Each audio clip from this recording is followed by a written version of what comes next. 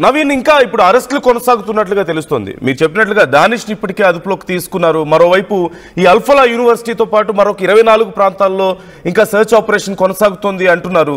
So ఇంకా ఎలాంటి ఆధారాలు బయటపడుతున్నాయి దీనికి సంబంధించి?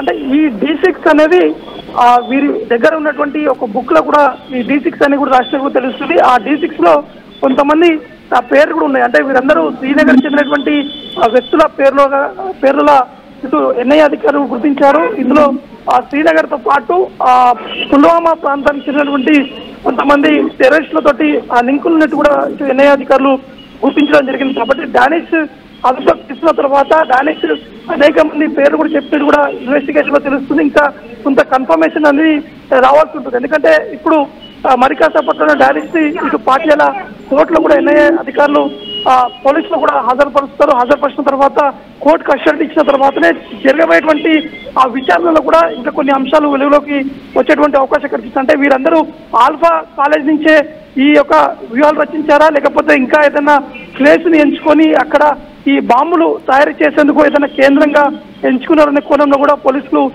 దర్యాప్తు కూడా చెప్పడం జరుగుతుంది. Right, thank you Naveen, thanks for the details. మొత్తం మీద భారీ ఎత్తున సోదాలు కొనసాగుతూనే ఉన్నాయి. సాకేత్, రోహిణి, ద్వారకా, పాటియాలా కోర్టులో ఇప్పటికే తనిఖీలు కొనసాగుతున్నాయి. మరొక స్కూళ్లలో 2 CRPF స్కూళ్లలో కూడా ఈ బాంబులు పెట్టామంటూ పేలుళ్లకు పాల్పడతామంటూ మెయిల్స్ వచ్చిన నేపథ్యంలో అక్కడ పూర్తి స్థాయిలో సర్చ్ ఆపరేషన్ కొనసాగుతున్నట్లుగా తెలుస్తోంది. మరోవైపు హైదరాబాద్లో సైతం హై అలర్ట్ ప్రకటించారు. ఇప్పటికే హైదరాబాద్లో కూడా సర్చ్ ఆపరేషన్స్ కొనసాగుతున్నాయి. చాలా ప్రాంతాల్లో రెడ్ జోన్స్ గా గుర్తించి ఆ ప్రాంతాల్లో సర్చ్ ఆపరేషన్స్ జరుగుతున్నాయి. హైదరాబాద్లో పరిస్థితి ఏంటో తెలుసుకునే ప్రయత్నం చేద్దాం. శిల్ప మనతో జాయిన్ అవుతున్నారు.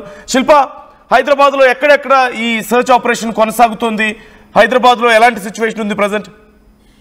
రైట్, ఢిల్లీ బ్లాస్ట్ అనంతరం ఒకవైపు ఇక్కడ కూడా ఉగ్రవాదులతో లింక్ ఉన్నటువంటి డాక్టర్ ఇక్కడ ఉండటంతో ఇక్కడ కూడా ప్రత్యేకంగా నిఘా పెట్టారు. ఒకవైపు రెడ్ జోన్ గా ప్రకటించి మొత్తము అడిగడుగున పోలీసు బందోబస్తు ఏర్పాటు చేశారు. మరోవైపు ఈ రోజు ఉదయం 6 గంటల నుండి రాజేంద్ర నగర్, ఎర్రబోడలోని PNT కాలనీలో పోలీసుల కాటన్ సెర్చ్ కొనసాగుతుంది. 150 మంది పోలీసులతో చుట్టుముట్టి ఒకవైపు ఉగ్ర మూలాలు ఉన్నాయంటూ కూడా ఒకవైపు పోలీసులకు ఇన్ఫర్మేషన్ రావడంతో ఇక్కడ పెద్ద ఎత్తున సెర్చ్ కొనసాగుతుంది. ఇంకోవైపు రాజేంద్రనగర్ జోన్ DCP గౌతమ్ నేతృత్వంలో ఈ సెర్చ్ ఆపరేషన్ అనేది ఇంకా కొనసాగుతూనే ఉంది. ఉదయం నుంచి కూడా కొనసాగుతుంది. ప్రధానంగా ఉగ్ర మూలాలు ఉన్నాయంటూ కూడా పక్కా ఇన్ఫర్మేషన్ రావడంతోనే అక్కడ ప్రతి ఏరియా కావచ్చు ప్రతి ఒక్కటి పోలీసులు ఆధీనంలోకి తీసుకొని అక్కడ చేసిన, ఎందుకంటే అటు సైడ్ ఆర్మీ క్వార్టర్స్ కావచ్చు అవన్నీ కూడా దగ్గరలోనే ఉండడంతో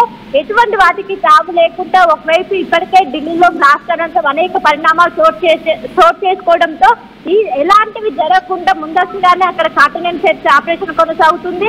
ఇంకోవైపు నైజీరియాలో పాస్పోర్ట్లను కూడా తనిఖీ చేస్తున్నారు. ఎవరైనా స్లీపర్ సెల్స్ కూడా యాక్టివేట్ అయ్యే అవకాశం ఉండడంతో ముందస్తుగానే ఎవరైతే అక్కడి నుంచి వచ్చినటువంటి నైజీరియాలు కావచ్చు వేరే వాళ్ళని కూడా ప్రస్తుతం పాస్పోర్ట్ తనిఖీలు చేస్తున్నారు. ఏమైనా చేంజ్ చేసే అవకాశం ఉండడంతో ఖచ్చితంగా ప్రతి ఒక్కరిని ఎవరైతే ఫారినర్స్ తో పాటు అనుమానం వస్తున్నటువంటి ప్రతి ఒక్కరిని క్షుణ్ణంగా చెక్ చేసిన అనంతరమే వాళ్ళని క్లియరెన్స్ ఇస్తున్నటువంటి అవకాశం కనిపిస్తుంది. ఉదయం నుంచి ఇంకా కొనసాగుతూనే ఉన్నాయి. దీనిపైన ఉగ్రమూలాలు ఉన్నటువంటి అనుమానంతోనే ప్రస్తుతం అయితే సెర్చ్ ఆపరేషన్ కొనసాగుతూనే ఉంది. Thank you Shilpa, thanks for the details. మొత్తం మీద ఇటు హైదరాబాద్ లో కూడా చాలా ప్రాంతాలని సెన్సిటివ్ జోన్స్ గా గుర్తించారు. ఇప్పటికే అక్కడ సర్చ్ ఆపరేషన్స్ కొనసాగుతున్నాయి. డాగ్ స్క్వాడ్, బాంబ్ స్క్వాడ్ తో సహా అన్ని స్క్వాడ్స్ అక్కడికి చేరుకొని ఇప్పటికే సర్చ్ ఆపరేషన్స్ చేస్తున్నాయి. మరోవైపు ఢిల్లీలో కీలకమైనటువంటి ప్రాంతాల్లో 4 కోర్టులు, 2 CRPF స్కూళ్లకు ఈ బెదిరింపులు వచ్చిన నేపథ్యంలో ఆ ప్రాంతాలతో పాటుగా మరికొన్ని ప్రాంతాల్లో కూడా ఈ సర్చ్ ఆపరేషన్స్ కొనసాగుతున్నట్లుగా తెలుస్తోంది. ఇక జమ్మూ కాశ్మీర్లో ఈ అల్ఫలా యూనివర్సిటీకి సంబంధించి కూడా పెద్ద ఎత్తున ఆధారాలు బయటపడుతున్నట్లుగా తెలుస్తోంది. ఆ యూనివర్సిటీలో ఉన్నటువంటి చాలా మంది ఈ ఉగ్ర దాడుల్లో భాగస్వాములుగా ఉన్నట్లుగా తెలుస్తోంది. వాళ్ళందరికీ సంబంధించిన సమాచారాన్ని సేకరిస్తూనే ఉన్నారు. ఆ అల్ఫలా యూనివర్సిటీతో పాటు మరొక 24 ప్రాంతాల్లో సర్చ్ ఆపరేషన్ కొనసాగుతోంది. మరోవైపు ఈ దానిష్ అనే వ్యక్తిని కోర్టుకి తీసుకువెళ్తున్న సమయంలో ఈ బాంబు బెదిరింపులు రావడంతో మరిన్ని అనుమానాలు ఇక్కడ వస్తున్నటువంటి పరిస్థితి కనిపిస్తుంది. దానిష్ అనే వ్యక్తికి సంబంధించి తవ్వుతున్న కొద్దీ ఎంతో సమాచారం బయటపడుతోంది. ఉమర్ నబీ అనే వ్యక్తి ఇప్పుడు ఎవరైతే ఢిల్లీలో తనని తాను పేల్చుకొని ఈ బాంబు దాడికి పాల్పడ్డాడో ఆ వ్యక్తి దానిష్ అనే వ్యక్తిని ఒక మస్జిద్లో కలిశాడని, అక్కడ అతనికి బ్రెయిన్ వాష్ చేశాడని, ఆ తర్వాత దానిషే పూర్తి స్థాయిలో టెక్నికల్ సపోర్ట్ని ఇచ్చాడని, ఎన్నో డ్రోన్ కెమెరాస్ని వాళ్ళకి అందించాడని, కొన్ని రాకెట్స్ని కూడా చిన్న సైజు రాకెట్స్ని కూడా ఏర్పాటు చేయడానికి వాళ్ళకి సహకరించాడంటూ తెలుస్తోంది. దానిష్కి సంబంధించి గతంలో అతను మాట్లాడినటువంటి కొన్ని వీడియోలను కూడా ఇప్పటికే ఎన్ఐఏ స్వాధీనం చేసుకున్నట్లుగా తెలుస్తోంది. అందులో చాలా ఎమోషనల్గా అతను భారతదేశానికి చాలా నష్టం చేయాలని, ఒకేసారి అనేక చోట్ల పేలుళ్లకు పాల్పడాలంటూ అతను మాట్లాడినటువంటి వీడియోలు ఎన్ఐఏ దగ్గర ఉన్నట్లుగా తెలుస్తుంది. At the same time Umar నబీకి సంబంధించిన వీడియో కూడా బయటకు వచ్చినట్లుగా తెలుస్తుంది. ఉమర్ నబీ కూడా మాట్లాడుతూ భారతదేశంలో ఎక్కువ శాతం పేలుళ్లు పాల్పడాలి, ఎక్కువ నష్టం జరగాలి అంటూ అతను చాలా ఎమోషనల్గా మాట్లాడడం, కానీ ముఖ్యంగా బాబ్రీ మసీద్ ఘటనకు సంబంధించి, బాబ్రీ మసీద్ కూల్చివేతకు సంబంధించి చాలా ఎమోషనల్గా మాట్లాడడం కానీ ఇవన్నీ కూడా బయటపడ్డట్లుగా తెలుస్తుంది.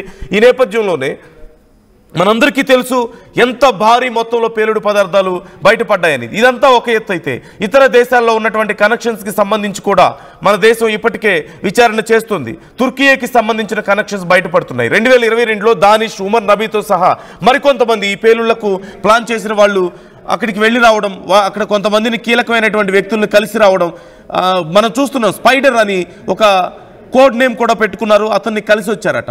మరి అతను ఎవరు, ఆ స్పైడర్ ఎవరు, అతను వీళ్ళకి ఏమి ఇన్స్ట్రక్షన్స్ ఇచ్చారు, ఇంకా ముందు ఎలాంటి ప్లాన్స్ చేస్తున్నారు అనే దానికి సంబంధించి విచారణ ఇంకా కొనసాగుతూనే ఉంది. మరోవైపు తుర్కీతో పాటు ఆఫ్ఘనిస్తాన్కి ఈ ఘటనకు పాల్పడడానికి ముందు కూడా, ఈ పేలుడుకు పాల్పడడానికి ముందు ఆఫ్ఘనిస్తాన్కి కొన్ని కాల్ ట్రాన్సాక్షన్స్ జరిగినట్లుగా తెలుస్తోంది. అంటే కాల్స్ మాట్లాడారు అక్కడ వాళ్ళతో, అంటే వాళ్ళ డైరెక్షన్లో ఇదంతా జరిగినట్లుగా తెలుస్తోంది. ఆఫ్ఘనిస్తాన్ ఇప్పుడు మన మిత్రదేశంగా కొనసాగుతుంది కదా, అంటే మనతో కొన్ని ట్రాన్సాక్షన్స్ ఇంప్రూవ్ చేసుకుంటుంది, లావాదేవీలు పెంచుకుంటుంది. ఇలాంటి సమయంలో మరి ఆ దేశంలో ఉన్నటువంటి కొంతమంది ఈ పేలుళ్ల వెనక ఉన్నారంటూ సమాచారం అందుతున్న నేపథ్యంలో వాళ్ళు ఎలా రెస్పాండ్ అవుతారు? ఈ పేలుళ్ల వెనక ఉన్న వాళ్ళని పట్టించే ప్రయత్నం చేస్తారా? నిజంగా మనతో ఫ్రెండ్షిప్ కోరుకుంటే, తుర్కీ గతంలో పాకిస్తాన్ ఇండియా యుద్ధం జరిగినప్పుడు కూడా పాకిస్తాన్కి పెద్ద ఎత్తున సహాయం చేసింది. మరి తుర్కీ విషయంలో భారత్ వైఖరి ఏ విధంగా ఉండబోతోంది? ప్రస్తుతం దేశంలో ఇంకా చాలా ప్రాంతాల్లో హై అలర్ట్ కొనసాగుతుంది. హైదరాబాద్, ఢిల్లీ, ముంబై లాంటి ప్రాంతాల్లో హై అలర్ట్ కొనసాగుతుంది కాబట్టి ఆ ప్రాంతాల్లో సెర్చ్ ఆపరేషన్స్ కొనసాగుతున్నాయి. పూర్తి స్థాయిలో ఈ మాడ్యూల్స్ అన్ని బయటపడి అంత సమాచారం సేకరించి పూర్తిగా నిర్వీర్యం అయిన తర్వాత, ఈ ఉగ్ర మూలాలను చేరుకొని వాళ్ళని నిర్వీర్యం చేసిన తర్వాత ఇక విదేశాంగ శాఖకు సంబంధించిన పనులు మొదలయ్యే అవకాశాలు కనిపిస్తున్నాయి. తుర్కీ విషయంలో ఎలా ముందుకెళ్ళాలి, ఆఫ్ఘనిస్తాన్ విషయంలో ఎలా ముందుకెళ్ళాలి, పాకిస్తాన్ విషయంలో ఇక ఇంత దారుణాలకు పాల్పడిన తర్వాత చాలామంది మనం చూసాం. ఢిల్లీ బ్లాస్ట్ జరిగిన తర్వాత చాలామంది ఆపరేషన్ సింధూర్ 2.0 మొదలు కావాలి, ఈసారి గతంలో ఆపిన దగ్గర నుంచి మొదలుపెట్టి ఫినిష్ చేయాలి అని చెప్పి చాలామంది ఎక్స్పెక్ట్ చేశారు. మరి ఎలా ఉండబోతుంది మన వైఖరి? నిజంగానే మనం దాడులు చేసే అవకాశం ఉందా, దాడులు చేసే పరిస్థితి ఇప్పుడు ఉందా అనే ప్రశ్న ఇక్కడ ఉత్పన్నమైనప్పుడు అనేక ప్రశ్నలు.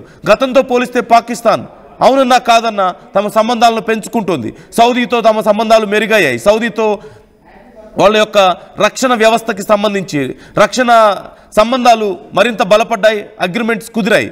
మరోవైపు మనం చూస్తూనే ఉన్నాం, అమెరికా పూర్తి స్థాయిలో సపోర్ట్ ఇస్తుంది, చైనా నుంచి కొంత సపోర్ట్ అందుతుంది, తుర్కీ వాళ్ళ వెనకుంది అనేది క్లియర్గా తెలుస్తుంది. ఇస్లామిక్ కంట్రీస్ అన్ని ఏకమవుతున్నటువంటి పరిస్థితి కనిపిస్తుంది. ఇలాంటి సమయంలో పాకిస్తాన్ మీద ఒకవేళ దాడి చేస్తే మరి సౌదీతో వాళ్ళకి రక్షణ ఒప్పందాలు ఉన్నాయి కాబట్టి వాళ్ళు ఇన్వాల్వ్ అవుతారా? తుర్కీ కూడా ఎలా ఉండే అవకాశం ఉంది, తుర్కీ ఎలా వ్యవహరించే అవకాశం ఉంది? ఇలా వీళ్ళందరినీ భారత్ ఎలా కోఆర్డినేట్ చేసుకోబోతుంది, వీళ్ళందరితో ఎలా డీల్ చేయబోతుంది? ఇలా చాలా అంశాలు ఇక్కడ ఉన్నాయి కాబట్టి ఖచ్చితంగా ఇప్పటికిప్పుడు ఈ దాడులు కానీ లేకపోతే తీవ్రమైనటువంటి పరిణామాల దృష్ట్యా భారత్ అడుగులు వేసే పరిస్థితి లేదు. ముందు ఇంటిని చక్కబెట్టుకొని ఆ తర్వాత బయట వాళ్ళ సంగతి చూడాలనే ఆలోచనలో భారత్ ఉన్నట్లుగా కనిపిస్తోంది. ఈ నేపథ్యంలోనే వరుసగా ఎన్ఐఏ నిర్వహిస్తున్నటువంటి ఈ సర్చ్ ఆపరేషన్స్లో అలాగే ఇంట్రోగేషన్లో చాలా విషయాలు బయటకు వస్తున్నాయి. ఇంకా ఎన్నో మాడ్యూల్స్ బయటపడుతున్నట్లుగా తెలుస్తోంది. పంజాబ్ గ్రెనేడ్ మాడ్యూల్కి సంబంధించినటువంటి వివరాలు కూడా మనం చూసాం. సో ఎన్ని మాడ్యూల్స్ ఉన్నాయో ఒకసారి మనమే చూడొచ్చు. కాశ్మీర్లో భారీ ఎత్తున 2900 కిలోల పేలుడు పదార్థం బయటపడింది. అలాగే మరోవైపు ఫరీదాబాద్లో అనేక మందిని అరెస్ట్ చేశారు, అక్కడ కూడా పేలుడు పదార్థం బయటపడింది. ఆ తర్వాత పంజాబ్ గ్రెనేడ్ మాడ్యూల్ని మనం చూసాం. ఢిల్లీలో జరిగినటువంటి ఈ పేలుడికి ఆ తర్వాత అక్కడి నుంచి ఉన్నటువంటి కనెక్షన్స్, దానిష్ అనే వ్యక్తిని అదుపులోకి తీసుకోవడం, మరొక వ్యక్తిని కూడా అదుపులోకి తీసుకున్నారు. దానిష్ అనే వ్యక్తికి సంబంధించి ఈ విచారణ జరుగుతున్న సమయంలో వాళ్ళ ఫాదర్ని కూడా అరెస్ట్ చేసినట్లుగా తెలుస్తుంది. అయితే వాళ్ళ ఫాదర్ అతను కిరోసిన్ పోసుకొని నిప్పంటించుకొని ప్రాణాలు తీసుకున్నాడు. అరెస్ట్కి సంబంధించిన ఈ విచారణ జరుగుతున్న సందర్భంలోనే ఇలా అనేక మందిని అదుపులోకి తీసుకుంటున్నారు. సో ముందు ఇంటిని శుభ్రం చేసుకుని ఆ తర్వాత బయట వాళ్ళ సంగతి చూద్దామన్న ఆలోచనలో భారత్ ఉన్నట్లుగా తెలుస్తోంది. మరి ఎలాంటి నిర్ణయాలు తీసుకునే అవకాశం ఉంది? ముస్లిం కంట్రీస్ సపోర్ట్ కొంత పాకిస్తాన్కి పెరుగుతున్న సమయంలో ఏం చేసే అవకాశం ఉంది? సోకాల్డ్ అగ్రదేశాలు కొన్ని మనకి మిత్రదేశంగా వ్యవహరిస్తూనే వాళ్ళకి మద్దతు ఇస్తున్న సమయంలో భారత్ వాళ్ళతో ఎలా డీల్ చేయబోతోంది అనేది కూడా కీలకంగా మారింది. So try to comment your opinions. ఏం చేయాల్సిన అవసరం ఉంది? ఇంకా వరుసగా వస్తున్నటువంటి బాంబు బెదిరింపులు, ఇంకా ఎన్ఐఏ విచారణలో బయటపడుతున్నటువంటి భయంకర నిజాలు చూస్తే మీకేమనిపిస్తుంది? కామెంట్ చేసే ప్రయత్నం చేయండి.